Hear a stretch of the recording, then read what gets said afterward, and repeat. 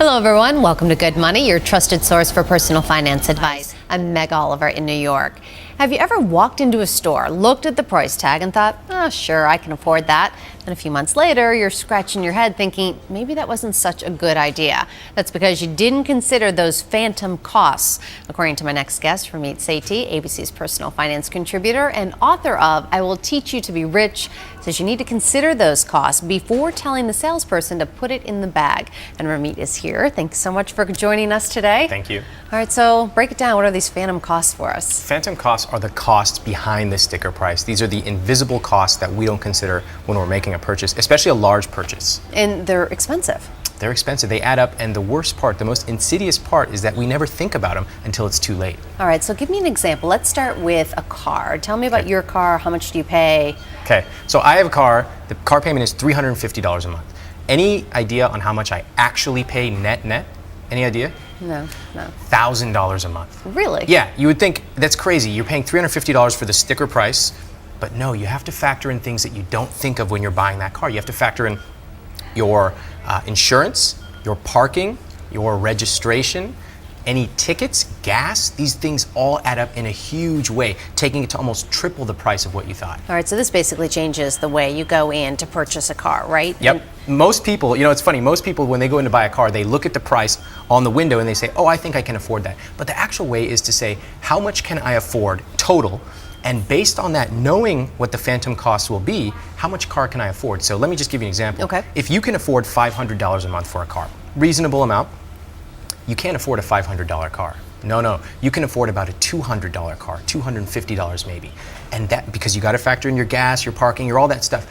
And that means that the car you can actually afford is about $12,000. Really? Pretty sobering. Most of us think, oh, I can get that car. It looks good. It's beautiful. No, you have to factor in all the phantom costs, which can add up being a tremendous amount. And Ramit, are you seeing even more of these phantom costs in this economy where, it's hard to go out and sell a car these days? Yep, those costs, some of the costs you can make back when you try to sell something back. But these days, since there's so much supply and so little demand, you're going to have to basically eat those costs yourself. Okay, let's talk about housing because I can only imagine how many phantom costs are involved there. It all comes down to the closing costs, right?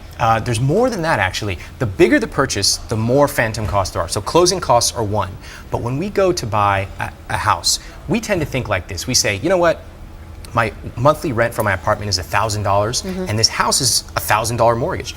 Might as well build some equity. But you're forgetting that you have to add on with all the phantom costs for housing, get this, 40 to 50%. Wow. So that $1,000 mortgage is actually going to be about $1,400 or $1,500 a month. So what are you suggesting to people that are looking, they're trying to get into their first home instead of renting because everybody says, hey, instead of wasting your money, you should be buying? Well, first of all, you're not wasting your money on rent. You have to run the numbers, but you want to factor in things like your down payment, you want to factor in your interest, you want to factor in maintenance. When you're renting and your toilet breaks, that's a call to the landlord. But when it's you, that's $500 out of your pocket. All right, let's use the example of a $290,000 house. How much does that cost over 30 years? Okay, so you wouldn't believe it. Again, taking my car, it seemed like very simple, but a $290,000 house, which is a fairly typical house in America, across America, you're going to have your principal, you have your interest, you have taxes and insurance. Net it all out, it's over $1 million for that house. What? Yep. Are you kidding? Nope. You have to add all these costs up, and let me tell you again, the worst part is that we never think about it. Tax time will come once a year, or we have to pay our roof cost for $25,000, but you have to amortize that out over your entire lifetime. Okay, so now that you've got everybody's attention about their car and the house and everything, and you have them a little scared, what do you do? How do you make this work for you? 3 letters. Okay. TCO. Total cost of ownership. What that means is you don't want to just look at the sticker price because companies and marketers are very good at saying, oh, here's just the introductory price. You want to think about, if I'm moving into a nicer neighborhood, can I factor in how much those more expensive groceries are going to cost? And I'm not saying don't buy a nice car or don't buy a nice house. Buy it if you have the money, but make sure that you know what TCO or total cost of ownership is for that purchase. So what would you advise somebody? Would you just advise them to stay and rent right now and wait until they have enough money to cover these phantom costs? Yeah, there are some simple guidelines you can use to know if you're ready to pay. First of all, you want to be able to have at least 15% down. Okay. Second of all, you want to run the numbers and see, does it indeed make mathematical mathematical sense for me. Like for example, in places like New York or San Francisco, it almost never makes sense to buy.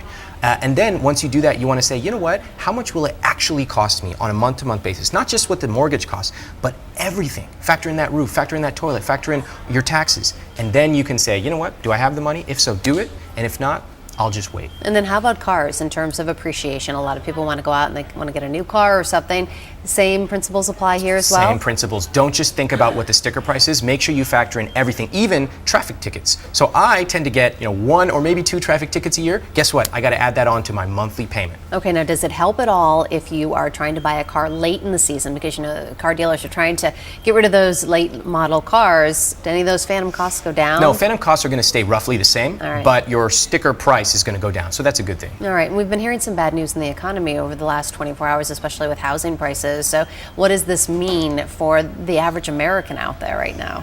It means that you should redouble your efforts to really understand how much something actually costs.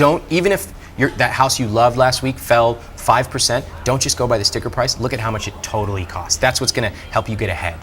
All right, and before we go, any other hidden purchases or any other hidden costs, when it comes to different purchases? Well, I have an example, so I'll give you an example.